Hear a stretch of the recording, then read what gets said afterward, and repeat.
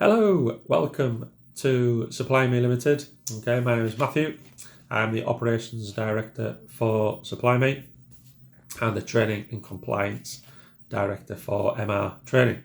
Okay, so what we have on this video is I want to go through the importance of these things.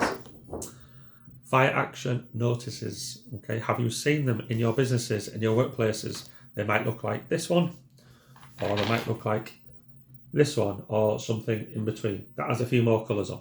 Okay, so I'll go through the different colours as well and what they mean. So first of all, fire action notices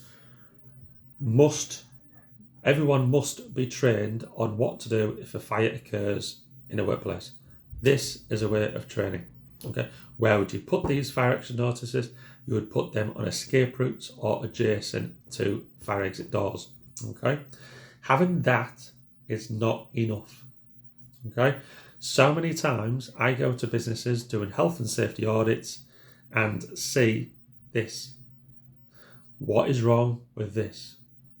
Well, the one thing that's wrong is the boxes are not completed. Okay, they haven't been filled in, so they're not actually telling you anything. Okay, so fire action blue means mandatory instruction. This is what you must do.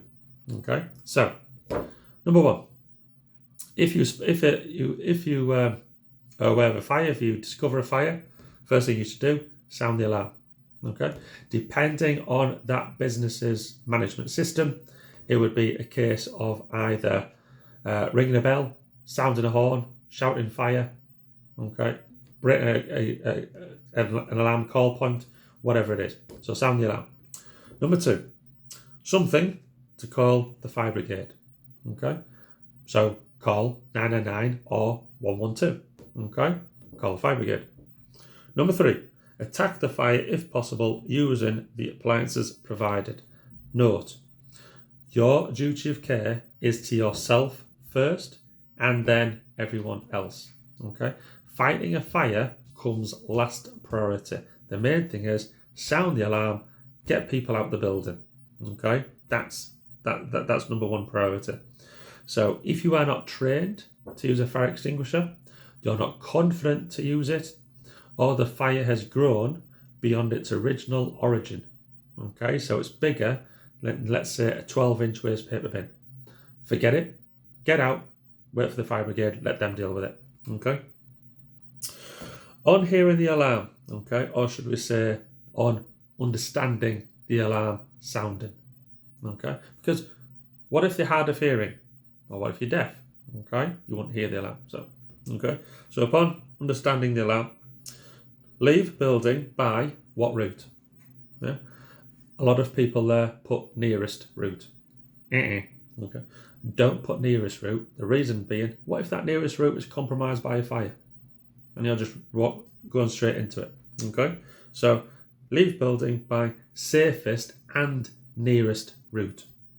Don't go the route that your mates are going out with. Don't necessarily go the route that you've come in that morning. Okay, whichever route is nearest and is safest.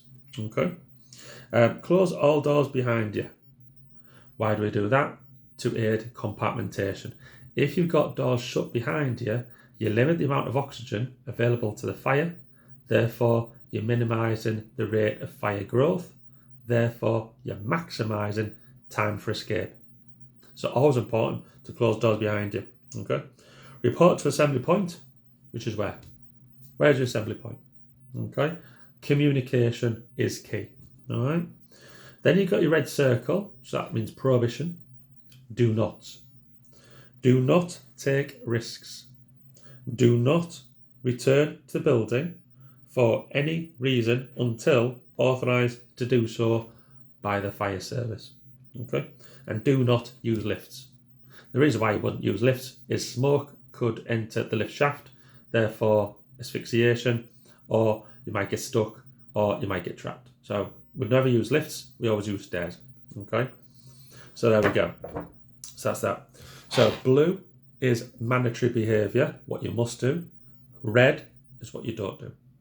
Okay, different sign, but still a fire action notice. Okay, Blue, must do. Mandatory instruction.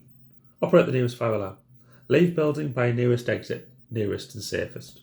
Okay.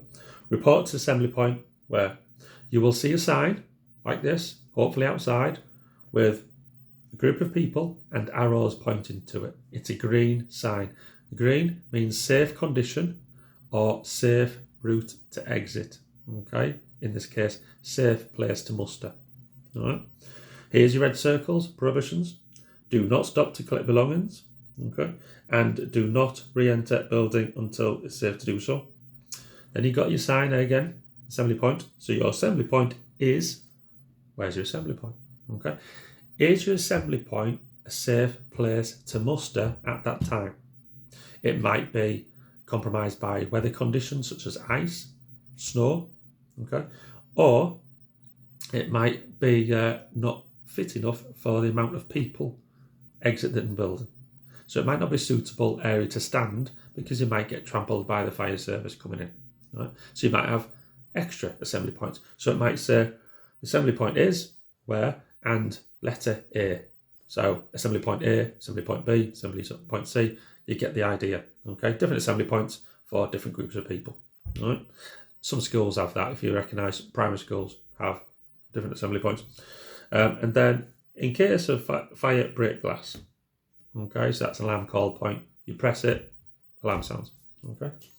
So fire action notices, you see them. Where are they? And are they completed? Okay.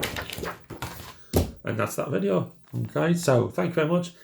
Any questions, give us a tinkle on 0113 479 0810 or email support@supply-me.co.uk. Thanks very much for watching. See you on the next video.